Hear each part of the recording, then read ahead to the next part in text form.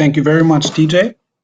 And thank you very much, I would like to thank the organizers a lot for giving us the opportunity to present a small overview on the clinical pipeline that we have at Berlin Center of Advanced Therapies, where we use gene editing to engineer designer T-cell immunotherapies for transplant medicine and oncology.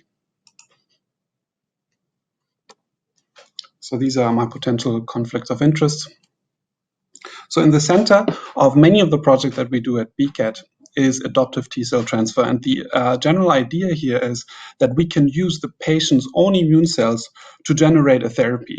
And we can do this by drawing blood and isolating specific T-cells that, for example, are specific for a virus or have other functional properties that we want, and then activate and expand them outside the human body, use genetic engineering to then formulate a very potent cell therapy product, which we can infuse back to the patient to either resolve an immune-mediated disease or, for example, treat a disease like cancer.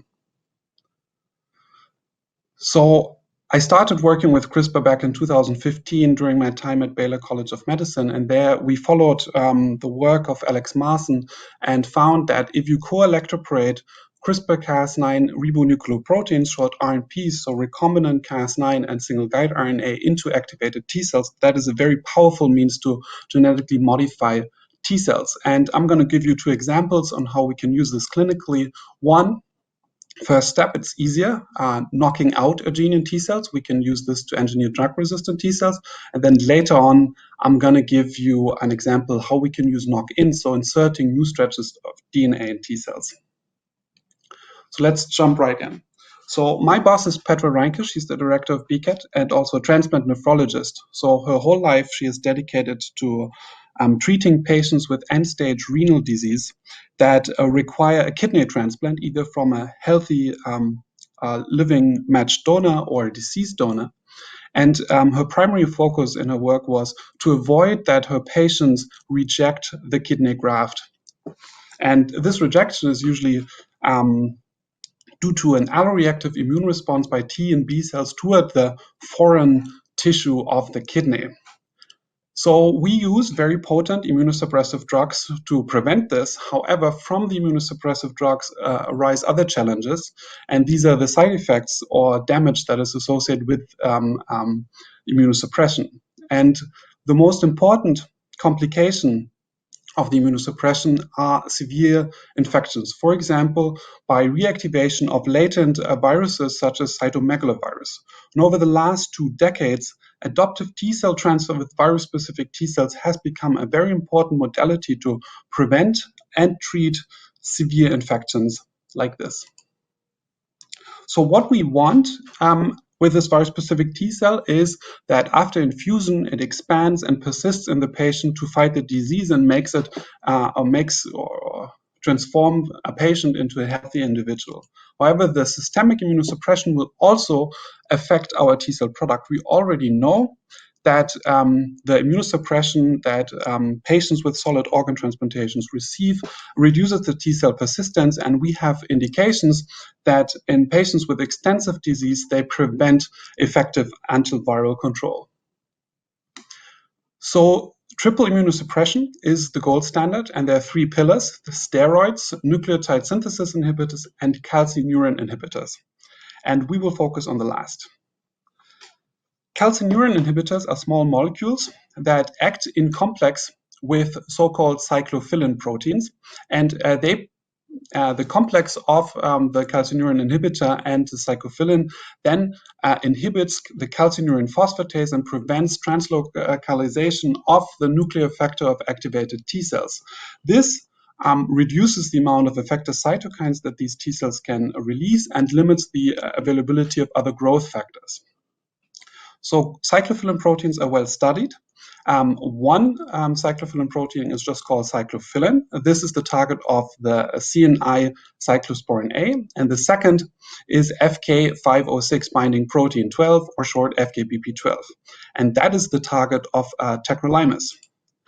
As tacrolimus is our favorite calcineurin inhibitor, we wanted to know whether we can edit the FKBP12 gene using gene editing to make the T cells resistant.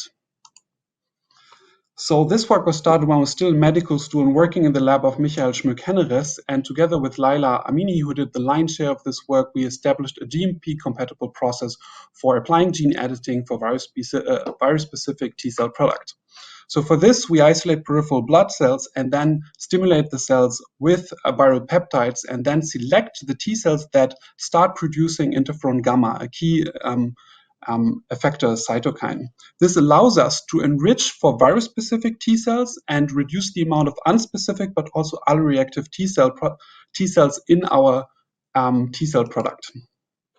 Then 7 days after expanding those cells, we can electroporate them with hi-fi Cas9 and synthetic FKBP12 specific guide RNA. And within our established process, we have efficiency of over 70% on average. When you take those edited cells and compare them after stimulation with unmodified controls, you can see that if you stimulate with ZMV peptides, they produce large amounts of TNF-alpha and interferon gamma, which is indicated by this cloud of cells in this upper right quadrant. You can see that's very similar in the edited cells on the lower row and the upper row, the unmodified controls. However, if we do the same stimulation in the presence of tacrolimus, you can see that the unmodified control are unable to produce cytokines, while the edited cells are still potently expressing antiviral effector cytokines. Similar effect is also seen when we have the cells in triple immunosuppression, which indicates that these FKBP12 edited cells will have a therapeutic advantage. Importantly, if we do the stimulation in the other calcineurin inhibitor, in the presence of the other calcineurin inhibitor, cyclosporin A, both of the cell types are inhibited. And that is great because it is an inbuilt safety switch. So if something is going wrong, we can switch the patients from tacrolimus to cyclosporin A. And cyclosporin A is a clinically approved drug with similar efficacy in preventing graft rejection. So the tacrolimus-resistant T-cell platform has dramatically moved from preclinical development into the GMP, and we're currently doing our final validation of our GMP process with GMP-grade materials and hope to start a first-in-human clinical trial very soon. So let's go to the next step. For me, the logical follow-up after a knockout is, of course, whether we can also use this technology to insert new stretches of DNA. And here we wanted to follow again Alex Marson's group, who has shown that if you co-electroporate RNPs and synthetic DNA donors, you can actually efficiently knock in new stretches of DNA. And we wanted to use this technology to redirect T cells with tumor-specific receptors for patients with cancer. Jonas Kart, an MD and a Ph.D. student in my lab, took on this challenge. Over a year ago, he started working on generating a virus-free platform to create these TCR-replaced CAR T cells. For this, he designed an HDA donor template that allows us to insert a new tumor-specific chimeric antigen receptor in frame with the TCR alpha chain locus. So after successful editing, what we would expect is that we have a dysfunctional truncated TCR alpha protein, but instead we have a fully functional CD19 specific CAR, and the CD19 specific CAR has a CD19 binder, and after engagement with tumor cells, this transfers co-stimulation and a TCR-like signal to the T cells. And in total, this means we can redefine the specificity of the T cells towards CD19, and in the same way, we eliminate potentially alloreactive T cell receptors from the surface, which would make this technology amenable with, for example, an allogenic off-the-shelf products where we generate CAR T cells from healthy human donors. So Jonas has perfected this method, and it works like this. He isolates T cells from patients, stimulates them for 2 days, and then performs the electroporation of the RNP with a double-stranded DNA donor. And then as early as 2 days, you can check the cells via flow cytometry. Of course, unedited T cells, they always have the T cell receptor, but they don't have the CD19 CAR. If you electroporate guide RNA Cas9 and the double-stranded DNA donor, you can get around 20% of the cells have the CAR but lack the TCR. So here the knock-in was successful. We were not happy with these results and tried to optimize it and collaborated with IDT, which provided us with a small molecule compound that increases homology-directed repair. And with this rHDR enhancer version 2, we can almost double the knock-in efficiencies in these cells.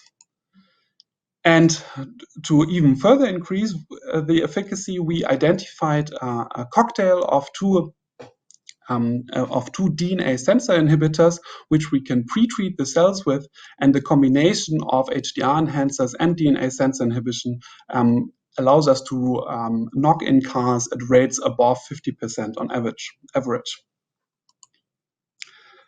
So this is a great technology to generate CAR T cells, and it is also nice that they're potentially amenable with an off-the-shelf approach.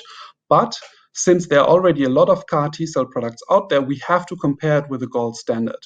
So we wanted to assess the performance of our gene-edited CAR T cells in comparison with conventional CAR T cells that are produced by lentiviral transduction. And here we are very thankful for our collaborators in the Strippeck lab in Hanover, which did this experiment with our cells.